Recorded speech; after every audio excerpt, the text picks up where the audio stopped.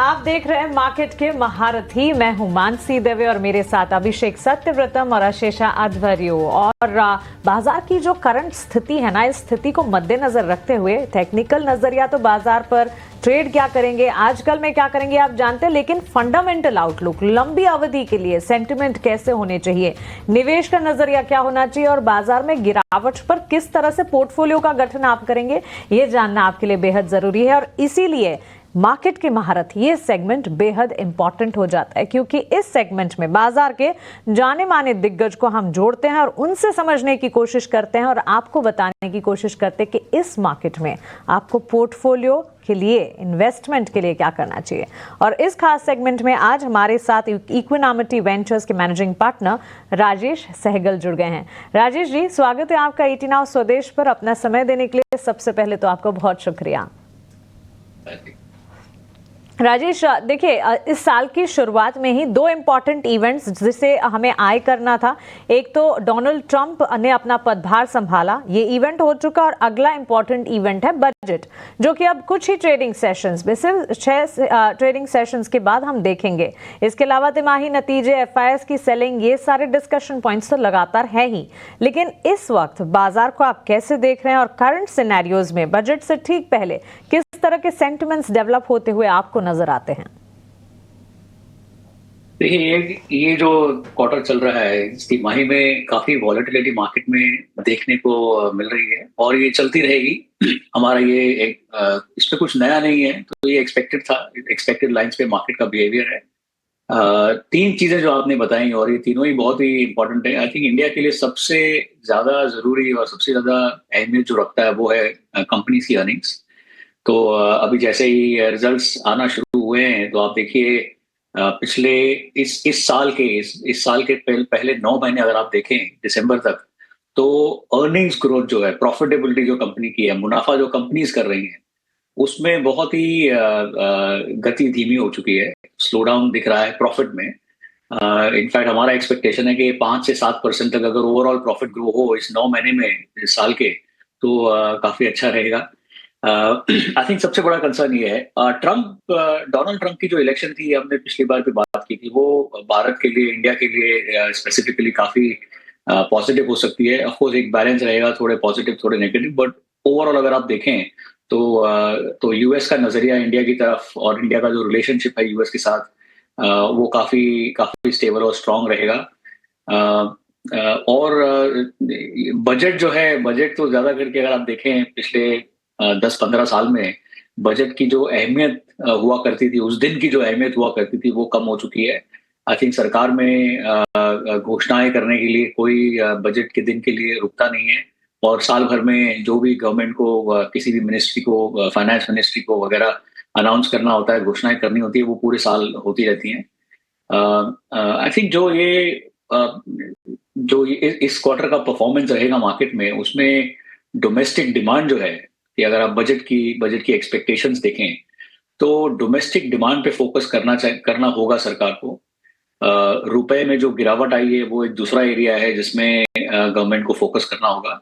और सबसे मुश्किल काम जो सरकार के सामने है, जो इस बजट में उनकी कोशिश होनी चाहिए, वो है कि जो जो डोमेस्टिक ग्रोथ है, इंडिया में जो ग्रोथ हो रहा है, और जो फिस्कल डेफिसिट है, जिसमें जो गवर्नमेंट फंड करती है, इन दोनों में एक संतुलन बनाना होगा गवर्नमेंट को इस बजट में। और वो बहुत ही वो मुश्किल काम है, इसमें कोई आसानी की बात नहीं है। ये जरूर है कि इस साल गवर्नमेंट ने एक्सपेंडिचर कम किया है, खर्चा कम हुआ है सरकार का। इलेक्शंस थे वगैरह वगैरह, हम पहले बात कर चुके हैं इसके बारे में। इलेक्शंस की वजह से प्रोजेक्ट्स में इन्वेस्टमेंट जो गवर्नमेंट करती है, वो काफी, उसकी गति धीमी हुई है। उस इन्वेस्टमेंट्स को, जो गवर्नमेंट इन्वेस्ट करती है, उसको गवर्नमेंट को फिर से थोड़ा बूस्ट देना होगा, उसमें काफी तेजी लानी होगी। और आई थिंक लास्ट एक पॉइंट अगर आप देखें बजट में, जो मेरी अपेक्षा है, वो है कि ईज ऑफ डूइंग बिजनेस जो बोलते हैं, कि भारत में अगर कोई आके कोई बिजनेस सेटअप कर रहे हैं, और सरकार, जैसे आपको पता है कि सबको न्योता देकर बुला रही है, इंसेंटिव्स दे रही है, पीएलआई स्कीम वगैरह लगाए हैं, तो आई थिंक बाहर के बड़ी कंपनी जो हैं, ग्लोबल कंपनी जो बड़ी बड़ी हैं, उनको अगर इंडिया में बड़े प्रोजेक्ट्स लगाने हैं, तो हमें ये डेमोन्स्ट्रेट करना होगा, हमें ये दिखाना होगा, उनको आश्वासन देना होगा कि यहाँ पे बिजनेस करना सही रहेगा और आसान होगा, हम उसे आसान बनाएंगे। आई थिंक ये एरियाज हैं जो इस मार्केट का रुख बताएंगे, मार्केट कैसा कितना चलेगा, कैसे चलेगा। हम्म, ठीक है, बिल्कुल सही पॉइंट्स आपने राजेश जी टच किए। नमस्कार, अभिषेक बोल रहा हूँ मैं। नमस्कार। राजेश जी, एफआईज की अगर बात करें तो हम बाजार शिखर से देख रहे हैं कि 12% नीचे है। बावजूद इसके एफआईज की जो बेरुखी है वो लगातार कायम है। क्या बजट में सरकार ऐसे कुछ ऐलान कर सकती है? वो कौन से कदम होंगे जिस पर सरकार अगर फोकस करे तो एफआईज का भरोसा भारत पर फिर से रीइंस्टेट होगा? सबसे बड़ा क्वेश्चन तो यही है, सबसे बड़ा प्रश्न हमारे सबके सामने यही है कि जो एफआईआई सेलिंग चल रही है, और ये अभी आई थिंक अक्टूबर में शुरू हुई थी, तो 4 महीने हो चुके हैं सेलिंग के लिए। और लगातार जो सेलिंग हो रही है, इसमें एक ऑब्जर्वेशन ये है कि ये जो एफआईआई सेलिंग है, ये सिर्फ भारत में नहीं हो रही है, सिर्फ इंडियन मार्केट्स में नहीं है। तो ये हमें नहीं सोचना चाहिए कि इंडिया में कुछ प्रॉब्लम हो गया है, भारत में कुछ प्रॉब्लम है इसलिए सेलिंग हो रही है। आई थिंक पिछले 4-5 महीने में अगर आप देखें तो जो भी ग्लोबली अगर आप देखें, शुगर में बड़े बड़े इन्वेस्टर्स हैं, एफआईआई बड़े एफआईआई हैं, उन सब ने काफी निवेश अपना बाकी मार्केट्स में से निकाल कर यूएस में किया है। और अगर आप एक डिस्पैशनेटली थर्ड पर्सन की तरह सोचें तो उनका जो ये निर्णय था कि बाकी सब मार्केट्स में से थोड़ा पैसा निकाल के, जहां भी गेन है वहां से पैसा निकाल के यूएस में डाला जाए, तो वो जो उनकी थ्योरी है वो बहुत ही, और उनका जो स्टैंड था वो बहुत ही पॉजिटिव रहा है उनके लिए।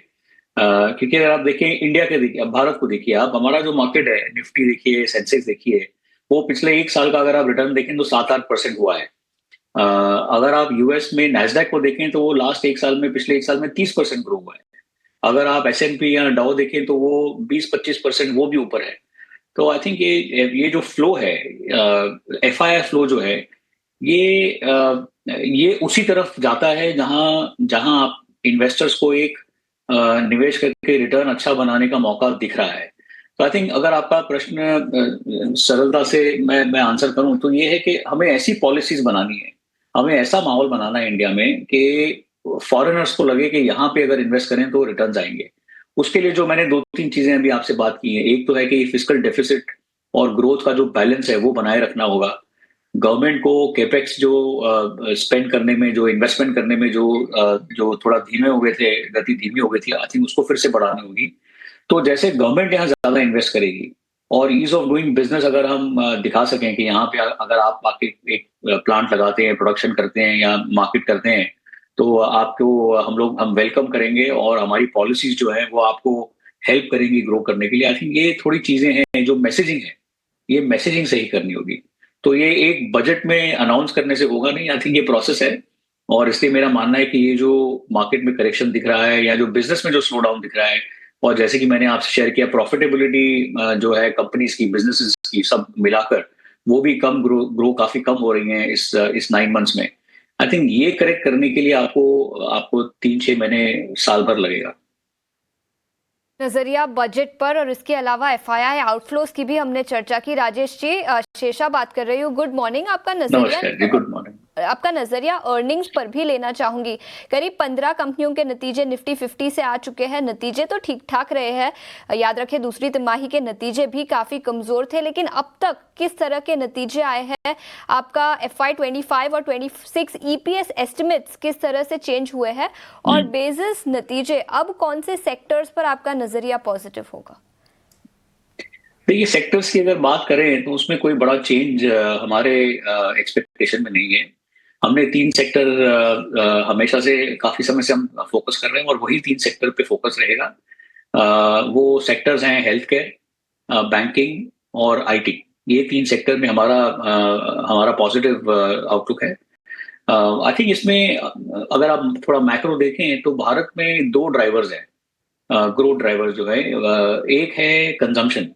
तो हमारा जो देश है, हम एक कंजम्पशन इकोनॉमी है। यहाँ पे जो हर चीज का डिमांड जो है वो एक ग्रोथ की ट्रैजेक्टरी पर है। जैसे कि टियर 3, टियर 4 जो छोटे छोटे टाउन्स हैं, सिटीज हैं, उसमें जो ग्रोथ हो रही है, तो कंजम्पशन जो ओवरऑल अगर आप इंडिया को देखें, ओवर लास्ट आप 25-30 साल देखें और अगले भी एक 10-15 साल तक अगर आप देखें, तो कंजम्पशन बना रहेगा। तो हम एक कंजम्पशन इकोनॉमी है। तो वो सेक्टर जब हम सोचते हैं एक लॉन्गर टर्म से, तो उन सेक्टर्स में हमारा ध्यान रहता है जहाँ पे कंजम्पशन ओरिएंटेड ग्रोथ हो। दूसरा जो जो इंजन है इंडिया का, दूसरा जो ग्रोथ का फैक्टर है इंडिया में, वो है इंफ्रास्ट्रक्चर। हम सबको पता है, कहीं भी आप ट्रैवल करें भारत में कहीं भी चले जाएं तो आपको लग रहा है कि इंफ्रास्ट्रक्चर में तो बहुत काम करना बाकी है। आई थिंक वो जैसे हमने अभी अभी बात की कि गवर्नमेंट का जो केपेक्स है, गवर्नमेंट की जो स्पेंडिंग है, जो इंफ्रास्ट्रक्चर बनाना चाहिए, जो तेजी से इंफ्रास्ट्रक्चर बनाना चाहिए, वो थोड़ा धीमा हो चुका है। आई थिंक उसमें जब करेक्शन आएगा, उसमें जब गवर्नमेंट का ध्यान बैठेगा और वो इन्वेस्टमेंट करेंगे, और उनकी इन्वेस्टमेंट से बाहर से ना कि portfolio investment but direct investment आएंगी जो प्रोजेक्ट्स में लगेंगे। आई थिंक ये जब दिखेगा तो एक मौका उन सेक्टर्स में भी बनेगा, बट तब तक हमारा फोकस हेल्थ केयर, आईटी और बैंकिंग पर है। बड़ा ही डिटेल्ड लेकिन आसान भाषा में आपने हमारे व्यूअर्स के इंटरेस्ट के लिए मार्केट का पूरा आउटलुक समझाया। Thank you so much for that, अपना समय देने के लिए, हमारे साथ जुड़ने के लिए। Have a nice day and a great weekend to you. Thank you.